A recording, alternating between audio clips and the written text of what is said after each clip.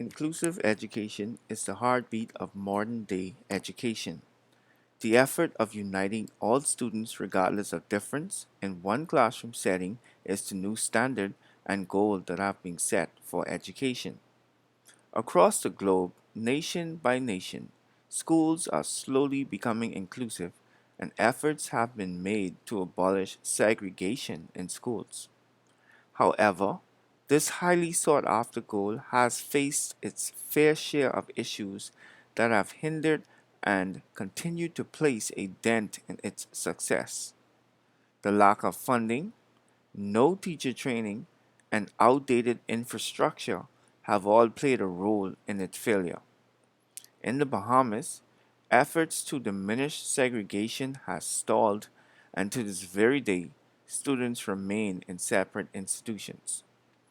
In a recent article published in 2021 by Staladunian titled Building Inclusive Environments for All Ages with Citizens, smart, healthy, and inclusive environments can help improve and support independent living throughout the course of life, regardless of age, gender, health status, disabilities, cultural differences, and personal choices.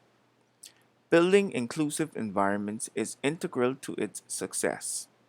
In our very own classrooms, we must ensure that we create safe spaces for our students and an atmosphere where all learners will feel welcomed, appreciated, and accommodated. Teachers must firstly find out who their students are, what they are interested in, and create lesson plans and activities that cater to their needs. Studies have shown that students perform better when learning kits are aligned with what it is that they are interested in. Such environment requires a comprehensive approach that optimizes the design of social and physical environments, which is supported by digital tools and services, which allows providing better health and social care, as well as promotes not only independent living, but also equity and active participation in society. Module 2 has also shed light on barriers to developing inclusive education. In inclusive environments, teachers must ensure that students reach a certain level of maturity to discourage any form of bullying.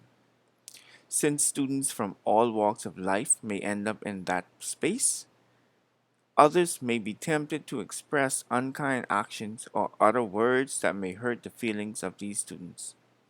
Such an environment can do more harm than good and must be discouraged immediately. Often, teachers may ignore remarks made towards other students, and sometimes it may not be intentional. In other words, not every conversation the teacher will hear, and it is in those moments when, however, the child has been taught to respond or interact with each other in that environment, it will manifest itself. This type of environment can also have daunting effects on the self esteem of these individuals and may cause them to crawl into their shell. Finally, Module 2 have placed emphasis on the evolving language of inclusion in higher education.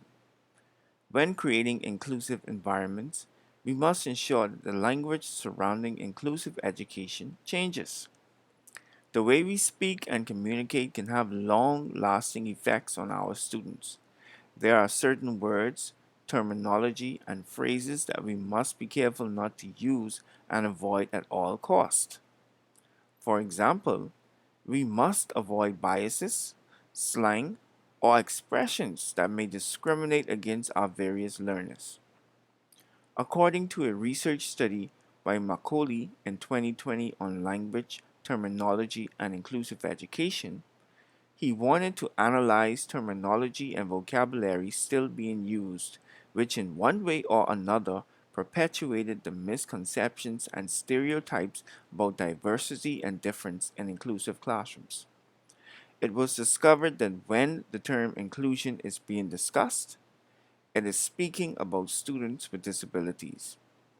It will be important to review the use of some terminology and their contrast to the values of inclusive education. It is therefore essential to reconsider correctional pedagogy as it contradicts the very essence of inclusive education.